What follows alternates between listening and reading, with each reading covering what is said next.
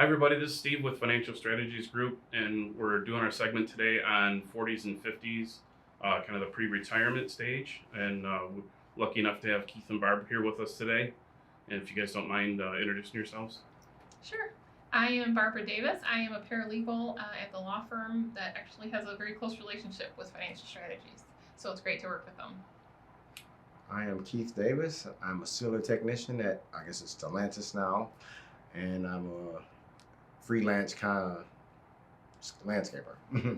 We kind of wanted to touch base today on retirement, what your plans might be as far as time frame, and kind of just let you guys ask any questions you might have about what that's going to take and what options you might have or things you may have not thought about yet.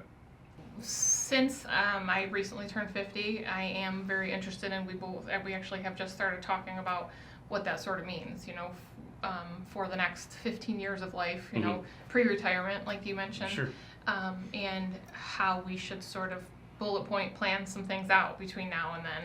Is it important to start thinking about that right now more aggressively than what we have already done? Sure. So the most important part really is to know kind of what retirement looks like. Mm-hmm. If you have a plan of what retirement, are you going to just hang out and watch TV? You guys going to travel?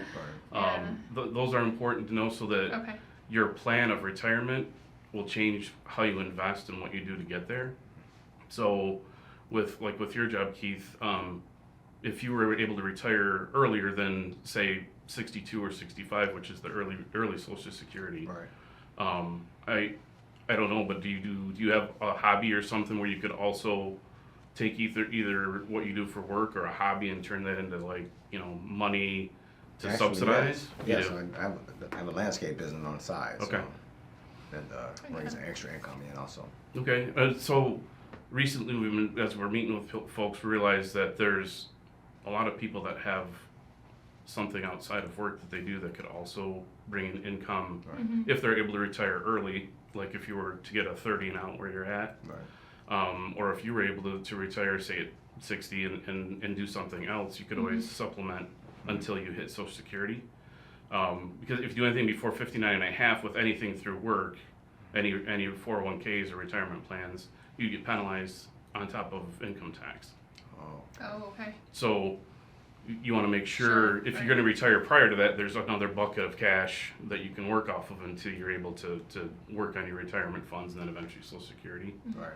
So what we like to look at is like 3 different buckets of money. You've got your short-term savings, the 1-2 year things where something comes up, you gotta fix a roof, you gotta whatever. Right. You've got that money, you don't have to necessarily go out and get credit for it. Right. Long-term plans, like if you're gonna buy a boat or something like that, like you mentioned earlier, a little bit longer, like a midterm cash bucket that might be just what we call just a brokerage account. So it's like your savings account at the bank, but something that actually earns interest. Okay. And then there's your regular retirement accounts, 401ks, Roth IRAs, things like that. Mm-hmm.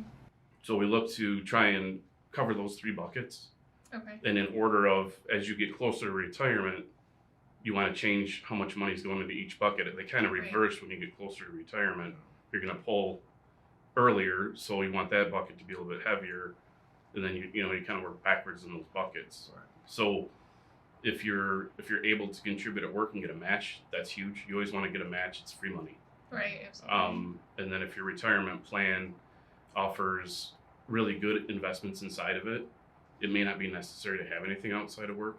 Sometimes at work you can contribute to Roth and traditional 401k, so you're getting the best of both worlds, tax free and qualified.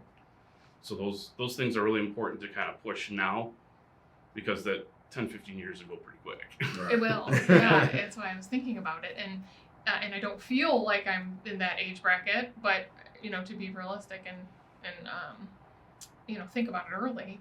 Yeah. I wanted to start thinking about that. So then, if we do have additional money that we want to contribute someplace, like monthly, at this point, could be potentially one type of savings, but as the years go by, it will be different. You would suggest something else that would be... Yeah, so right now with interest rates and taxes super low, the chances of them being higher by the time you're at retirement age, if that's 60, 65, chances are it'll be higher. Mhm. So like a Roth, where after 59 and a half and after 5 years, it's tax free. What you put into it and what you take out of it, Okay. tax free. Mhm. The only other tax free option is life insurance with cash values. Right. So those are a tax free bucket's important Okay. that way, because even after retirement, you're still going to be invested most likely in the market. So if the market's bad, you want to pull from somewhere else so your money can kind of work in the market and not take a hit, a compounded hit by taking money out plus the market being down. Mhm. Well, thanks for coming today. Thank you. Appreciate it. Appreciate it. Yeah, helpful. Yeah, thanks everybody. Hopefully it was helpful, some of the information we gave today. Of course, if you have questions or anything, please reach out to us at our website, and hopefully we can help you further in your pre-retirement, and have a great day.